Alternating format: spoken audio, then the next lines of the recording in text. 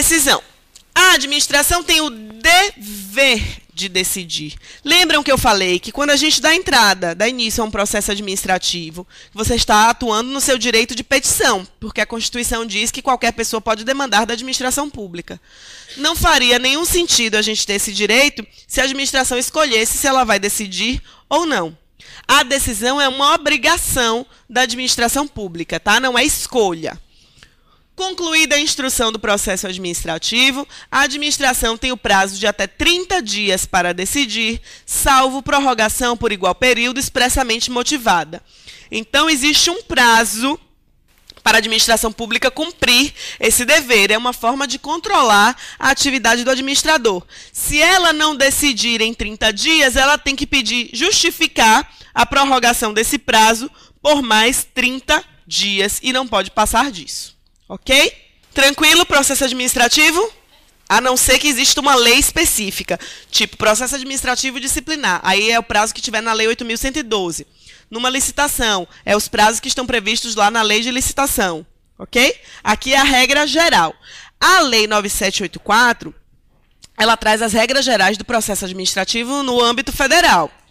Ela tem um caráter que ela diz lá no final da lei, quando vocês forem ler, supletivo. Ou seja, ela é a regra geral, mas sempre que eu tiver uma lei específica, eu vou observar a lei específica. E, às vezes, a lei específica ela não vai ser completa. Então, naquilo que ela for omissa, eu vou buscar a resposta da Lei 9784. Ok? Vamos ver algumas situações específicas previstas na lei que têm sido cobradas em prova. Tem um capítulo lá da lei que diz desistência e outros casos de extinção do processo. O interessado poderá, mediante manifestação escrita, desistir total ou parcialmente do pedido formulado ou ainda renunciar a direitos disponíveis. Então, você deu entrada lá no processo administrativo, você pode desistir, não tem problema nenhum. Você pode desistir total ou parcialmente. Você fez lá 10 pedidos, quer desistir de 4. Não tem nenhum problema, tá certo? A lei diz que você pode, agora você deve fazer isso por escrito. Então, pode desistir sim, total ou parcialmente, e posso renunciar a alguns direitos, claro, desde que o direito seja disponível, ou seja, que seja um direito que eu possa abrir mão ou não, porque existem direitos que são indisponíveis, direitos dos quais eu não posso abrir mão. Ok? Então, tem um que fala assim, não pode renunciar de direito disponível. Algumas questões falam assim, se é disponível, é claro que eu posso renunciar, não tem nenhum problema. Por exemplo, a administração pública abriu um prazo para você fazer suas alegações finais. Ou seja, antes da autoridade decidir, você tem a oportunidade de falar mais alguma coisa naquele processo. Você, como está com pressa na decisão, você abre mão daquele prazo. Não tem problema nenhum, é um direito disponível. Bom, então posso desistir total ou parcialmente, posso renunciar a direitos disponíveis, não tem problema, desde que eu faça por escrito. Agora, havendo vários interessados, a desistência ou renúncia somente atinge quem formulou a renúncia, né? Ou a desistência, desculpa. Claro, entra lá vocês, um grupo de pessoas, fazendo um requerimento. Um resolve sair de baixo, os outros vão ser prejudicados? Não. Só aquele que desistiu, o processo contra ele não segue mais, ou a favor dele não segue mais. Mas em relação aos outros, continua. Agora, olhem esse que interessante. A desistência ou renúncia do interessado, conforme o caso, não prejudica o prosseguimento do processo se a administração considerar que o interesse público assim o exige. Então, você deflagrou um processo administrativo e no curso desse processo você desistiu. Pode desistir? Pode, não tem problema nenhum. Mas pode ser que aquele processo não seja de interesse só seu, seja de um interesse público. Pode ser que a administração tenha percebido que ali tem uma finalidade pública. Nesse caso, a administração pode continuar com o processo. E isso é muito óbvio, porque reparem, se a administração pública pode ela mesma dar início a um processo, qual seria o empecilho para ela continuar com um? Nenhum, não é isso? Então, se ela mesma poderia iniciar um processo de interesse público, aqui, mesmo que o interessado desista, ela pode dar continuidade, não há nenhum problema quanto a isso. Ok? Sempre que ela considerar que há interesse público presente, por isso está ali grifado. E o órgão competente poderá declarar extinto o processo quando exaurida a sua finalidade ou o objeto da decisão tornar impossível, inútil ou prejudicado por fato superveniente. Então, o que isso quer dizer? Você deu entrada no processo querendo determinado provimento da administração. Só que no curso desse processo, a administração, por iniciativa própria, em outra situação, já fez o que você queria. Então, o seu processo aqui perdeu o objeto, né? Se tornou inútil esse processo. Não adianta mais porque a administração já decidiu. Seu prejuízo está prejudicado. Ou ela tomou determinada providência que não há nenhuma possibilidade do seu pedido ser atendido. Então, qualquer situação dessas poderá acarretar a extinção do processo, ok? Porque o processo ele deixa de ter utilidade. Então, se o processo não tem mais utilidade, ele vai ser extinto, ok? Impedimentos e suspeição. A gente, salvo engano, já viu um pouquinho disso também lá em ato administrativo. Está previsto na Lei 9784. Bom, a gente viu que o processo administrativo ele pode correr uma comissão que está tomando conta, ou um funcionário que vai ser responsável por apurar o processo, ou de decidir aquele processo. Mas nem sempre aquela pessoa vai poder atuar no processo. Pode acontecer uma situação de impedimento ou uma situação de suspeição, que são coisas diferentes. A lei vai dizer quem é impedido. Quem é impedido não pode atuar no processo. E o que a lei nos diz? É impedido de atuar em processo administrativo o servidor ou autoridade que, 1, tenha interesse direto ou indireto na matéria. Você vai dar entrada, vocês depois que tomarem posse, vão dar entrada lá no processo administrativo querendo o pagamento de uma gratificação, por exemplo. Você vai poder fazer o relatório do processo? Vai poder decidir o processo? Não. Você não pode atuar nesse processo porque você tem interesse. Você vai comprometer a parcialidade, a imparcialidade, a impessoalidade. Tenha participado ou venha a participar como perito, testemunha, representante, ou se tais situações ocorrem quanto ao cônjuge, companheiro ou parentes e afins, até o 3º grau. Então, se a sua esposa foi testemunha nesse processo, esposa ou companheira, a lei aqui é evoluída, tá certo? Se a sua esposa foi perita, se o seu irmão foi advogado, ok? Você não pode atuar nesse processo, compromete também a impessoalidade. E se você estiver litigando judicial ou administrativamente com o interessado ou respectivo cônjuge ou companheiro. Isso é interessante, né? Você é lá servidor, você é responsável por atuar nesse processo. Você faz parte da comissão que cuida da instrução do processo. Fugiu a palavra. Você cuida lá da instrução do processo. E aí, de todos os processos, é o seu trabalho. Aí chega lá o requerimento de uma pessoa com a qual você está brigando na justiça. Aí você fala, beleza, vou me vingar. Não pode, você está impedido de atuar, ainda que vocês estejam litigando na via judicial. Então, na via judicial ou na via administrativa. Tanto na via judicial ou administrativa, ou ainda que seja com o esposo ou o companheiro daquela pessoa, você também não pode atuar nesse processo. Ok? São situações de impedimento, não pode atuar de jeito nenhum. A autoridade ou servidor que incorrer em impedimento deve comunicar o fato à autoridade competente, abstendo-se de atuar, sob pena de cometimento de falta grave. Então, você vai procurar lá o seu chefe e vai dizer, olha, eu não posso atuar nesse processo porque eu tenho uma ação na justiça contra fulano de tal, ele está me devendo dinheiro. Então, eu não posso atuar. Você, enquanto servidor, tem obrigação de comunicar isso. Porque se você não comunica, olha a situação. Você não comunicou, você fala, vou me vingar. E aí o cara lá, o interessado, descobre que é você que está na comissão, na instrução do processo. Vai lá e fala para o seu chefe. É falta grave, você vai responder um processo administrativo disciplinar. Ok? Então não pode, está impedido. Você tem que comunicar o fato para a autoridade competente e não pode atuar de jeito nenhum, senão você comete falta grave. Agora, a suspeição. O que é a suspeição? Pode ser arguída a suspeição de autoridade ou servidor que tenha amizade íntima ou inimizade notória com alguns dos interessados ou com os respectivos cônjuges, companheiros, parentes e afins até o 3º grau. O indeferimento da alegação de suspeição poderá ser objeto de recurso sem efeito suspensivo. Aqui já é outra situação, não é situação de parentesco. É amigo íntimo ou inimigo público, vamos dizer assim. Você também não pode atuar no processo, não deve atuar no processo quando o interessado é seu amigo ou seu inimigo, ou parentes do seu amigo ou do seu inimigo. Nesse caso, pode ser alegada a suspeição. Então, o interessado vai lá e diz, olha, fulano de tal que está aí na comissão é meu inimigo. Eu quero que seja declarada a sua suspeição. A autoridade ela pode avaliar, e ela chama você e você diz, eu nunca nem vi essa pessoa na minha vida, ele está doido.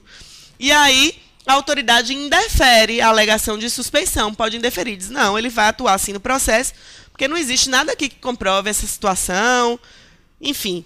Nesse caso, a pessoa ainda pode entrar com um recurso administrativo dessa decisão. Ela pode recorrer dessa decisão. Ok? Pelo próprio servidor. Ele tem a obrigação. Quando ele tomar conhecimento. Porque ele não pode atuar naquele processo. Aí, nesse caso, ele vai ter que justificar, né? Vai ter que comprovar. Aí vai ser analisados os atos que ele já praticou naquele processo. Porque ele não pode atuar, para não comprometer a impessoalidade. Ok?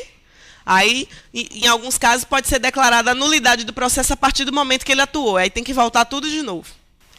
Dificilmente vai estar comprometida a impessoalidade. Mas como a administração pública ela tem o poder de rever os seus próprios atos, quando um servidor impedido ele atua no processo, ele está agindo fora da legalidade. Porque a lei diz que ele não pode atuar. Então, nesse caso, esse ato é nulo. Agora, ele vai poder, talvez, ser convalidado pela autoridade, se disser, olha, realmente não houve, foi um ato ordinatório, não houve nenhum prejuízo, tal, ele convalida aquele ato e o processo segue. Ou ele anula e recomeça de onde parou. Ok? A suspeição não, a suspeição é diferente. A suspeição é como se fosse assim, mais leve.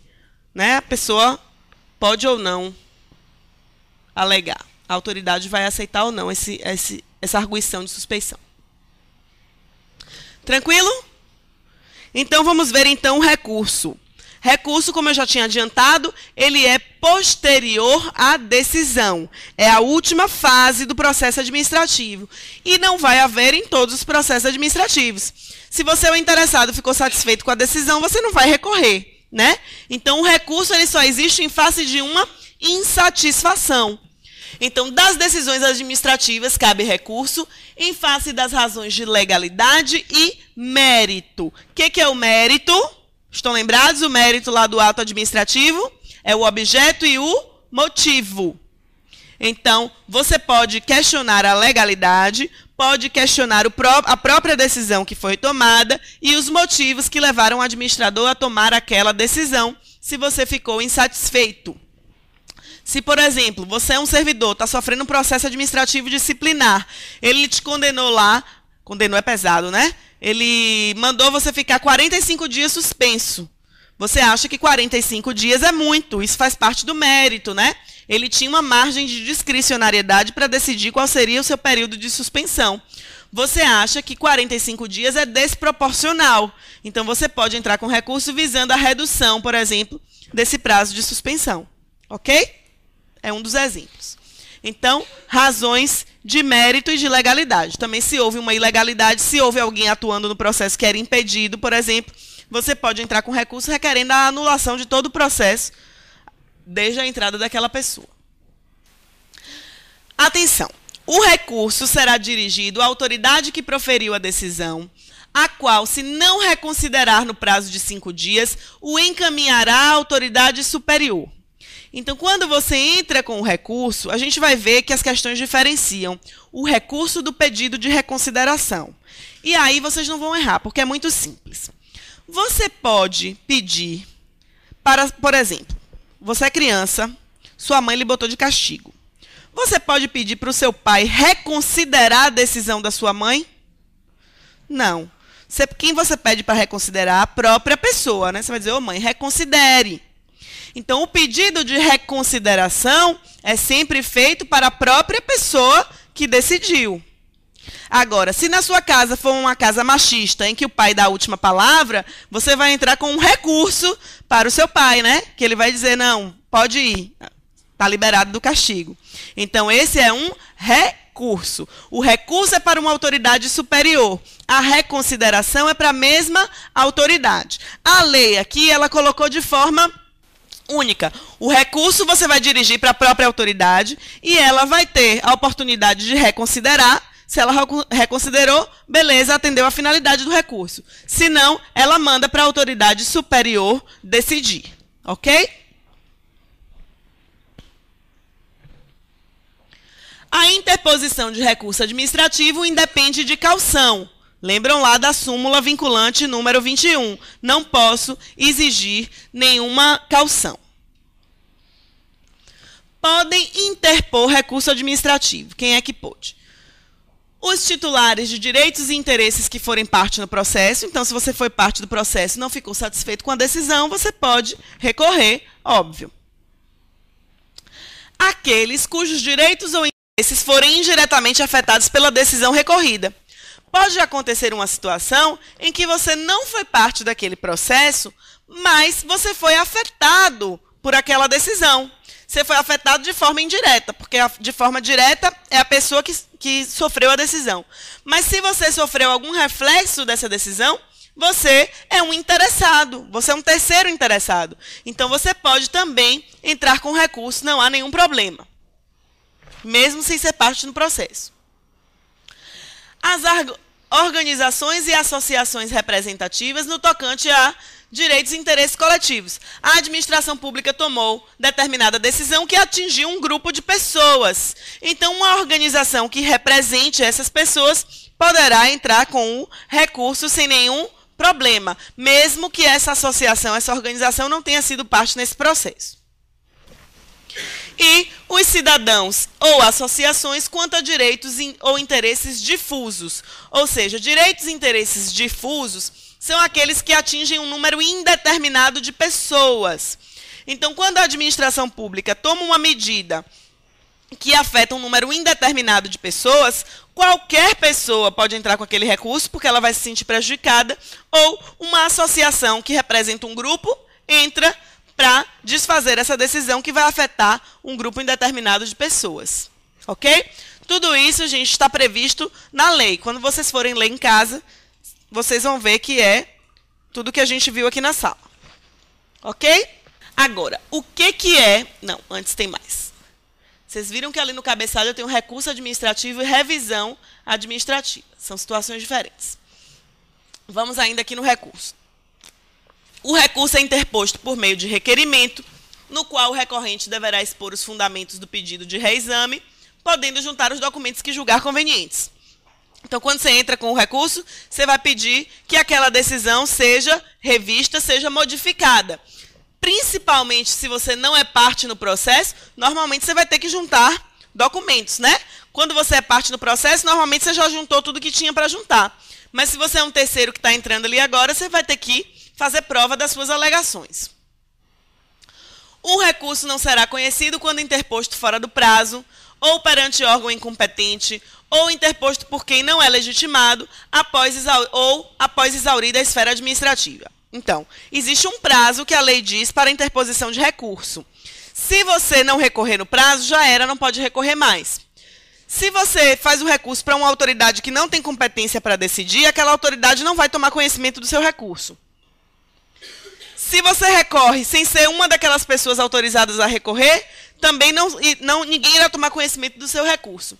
E após exaurida a esfera administrativa, ou seja, quando já terminou o processo administrativo todo, já finalizou, que até coincide com fora do prazo, você também não pode mais recorrer. Se o processo já terminou, a gente vai ver qual é o instrumento adequado. O não conhecimento do recurso não impede a administração de rever de ofício o ato ilegal, desde que não ocorrida preclusão administrativa. Estão lembrados disso aqui? Faz parte da autotutela. Estão lembrados? A administração pública pode sempre rever os seus atos para anular os ilegais e revogar aqueles que não apresentem mais motivos de conveniência e oportunidade, desde que não ocorrida preclusão administrativa, ou seja, desde que ele ainda possa modificar, revogar esse ato, por exemplo. Eu não posso revogar um ato que já cumpriu os seus efeitos, né? Não tem sentido, ele já se exauriu.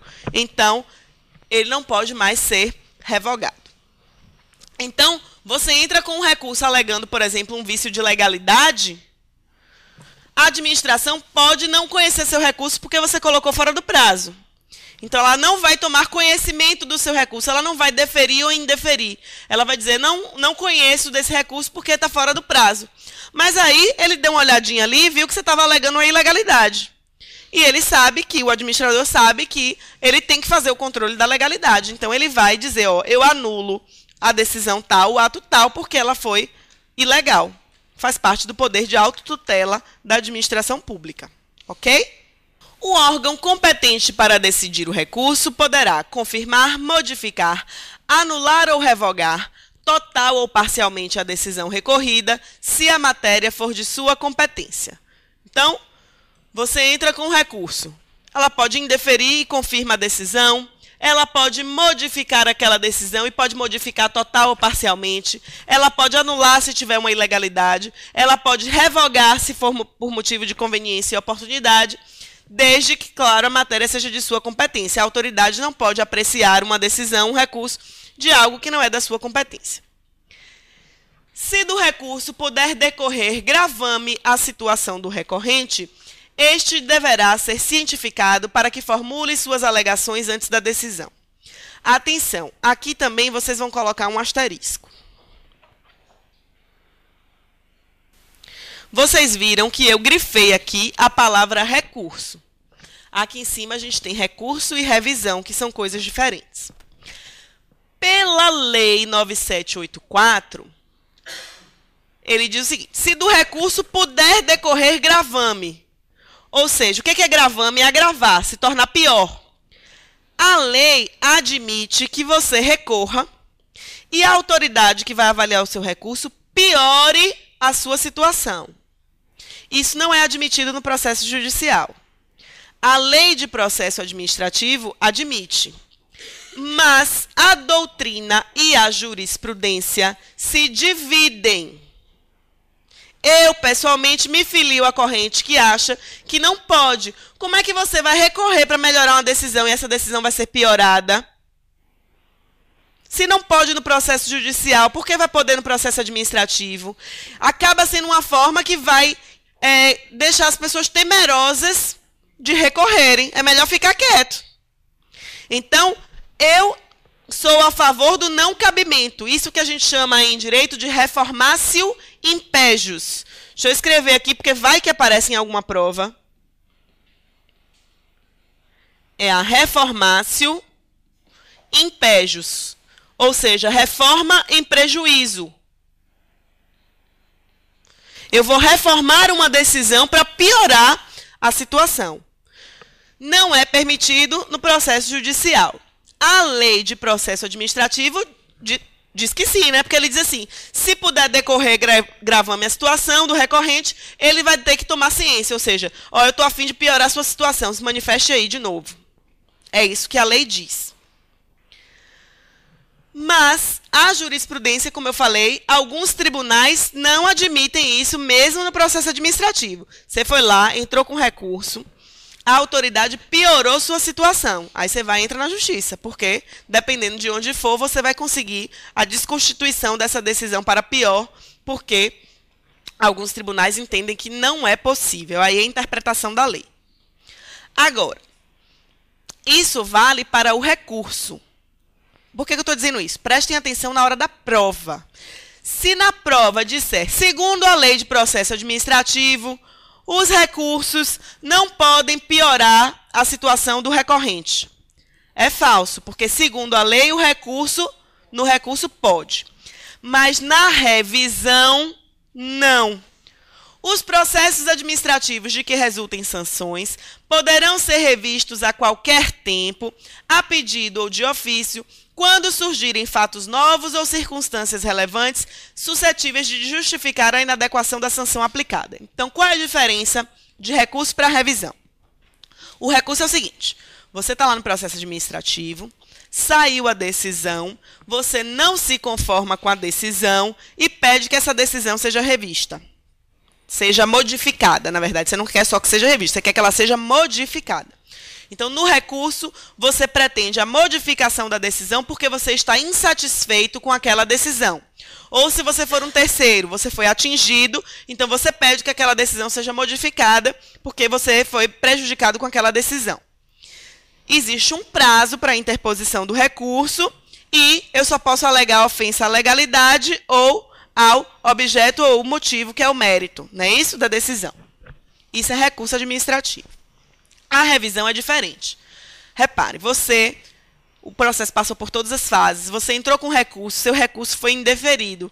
Você tem que se conformar com aquela decisão. Acabou o processo administrativo, ok? Acabou ali. Mas, mesmo depois de acabado o processo administrativo, surgiram fatos novos, ou você conseguiu provas novas. Fatos novos ou circunstâncias relevantes que justificam a inadequação daquela sanção. Então, a revisão, primeiro, nos processos que resultam sanções. Você sofreu uma sanção da administração pública e você tentou que fosse modificada através de recurso, não conseguiu. Agora surgiu um fato novo que pode dar um embasamento para você pedir à administração pública que reveja aquela decisão. E aqui não tem prazo. Tá certo? Aqui não é igual lá no recurso. Recurso, prazo de 5 dias para interpor recurso. Aqui não. Pode ser, às vezes, 6 meses depois. Surgiu um fato novo, mas você tinha sido prejudicado com uma sanção, e aí você pode pedir que a administração reveja aquele processo. É a revisão do processo administrativo. Ok? Da revisão do processo não poderá resultar agravamento da sanção. Isso está expresso na lei. Ok? Então, não pode haver reformatio impégios na revisão. Mas, segundo a lei, é possível no recurso. Ok? Perceberam a diferença? Então, não troquem as bolas na hora da prova. Irregular processo administrativo, instaurado por provocação do interessado, para o reconhecimento e deferimento de um determinado direito, cabe ao interessado. Letra A. A prova dos fatos que alegar, ainda que possa exigir da administração que junte aos autos documentos que estejam em órgãos públicos de sua esfera e que comprovem as informações feitas por aquele. Verdadeiro, né? A gente viu que está previsto lá na lei. Apenas a alegação dos fatos, cabendo à administração a desconstituição dos mesmos em razão da inversão do ônus da prova. Vocês sabem o que é inversão do ônus da prova? Não, né? Eu não falei aqui no início que o encargo de provar alguma coisa de quem alega, isso é o ônus da prova. Então, se eu alego alguma coisa, eu tenho o ônus de provar. Em algumas situações, esse ônus pode se inverter. É o que acontece, por exemplo, nas relações de consumo. No direito do consumidor, o ônus da prova é invertido. Você compra o produto com defeito. Não é você que tem que provar que o produto estava com defeito. O fabricante ou o lojista que tem que provar que vendeu o produto sem defeito. Porque para o consumidor é muito difícil, às vezes, fazer a prova. Então, a lei determina, em alguns casos, a situação do ônus da prova. O exemplo que ela falou. Eu não recebi a correspondência. Eu tenho como provar que não recebi? Não, a administração é que vai ter que provar que me enviou. Isso é uma inversão do ônus da prova. Então, dizer que eu só posso alegar os fatos, esse apenas aqui já começa deixando errado, né? Eu posso alegar fatos e fazer provas. Cabendo à administração a desconstituição dos mesmos. Desconstituir os fatos? Não. Em razão da inversão do ônus da prova, a inversão do ônus da prova seria que ela teria que provar o contrário. Então, está mal redigida também, porque você não desconstitui o fato, né? Você desconstitui as alegações. Excusar-se de apresentar outros documentos. Excusar-se é não se livrar, né? Vamos dizer assim. De apresentar outros documentos, além dos juntados ao requerimento oficial, sem que isso possa fundamentar decisão contrária da administração. Ou seja, você se recusar de apresentar outros documentos. Cabe ao interessado? Não, né? Ele deve apresentar todos os documentos que ele tem para fazer prova daquilo que ele quer, porque senão a administração pode sim julgar de forma contrária. Apresentar as provas que possuir para a demonstração do seu direito. Ok. Ainda que tenham sido obtidas por meios ilícitos? Não. Então, não é admitida a prova ilícita. Até aqui estava verdadeiro. Mas não são admitidas as provas ilícitas. Dado que o processo administrativo não se submete à mesma formalidade do processo judicial. Realmente, ele não se submete à mesma formalidade, mas nem por isso a gente vai admitir provas ilícitas. Exigir a realização de audiência pública para debater o objeto do processo, ainda que a autoridade não tenha declarado a relevância necessária para tanto. Não. O interessado ele não pode exigir. É a administração pública que vai decidir por razões de conveniência e oportunidade. Se ela achar que é relevante, ela vai determinar aí a realização da audiência pública. Então, a correta era a letra A.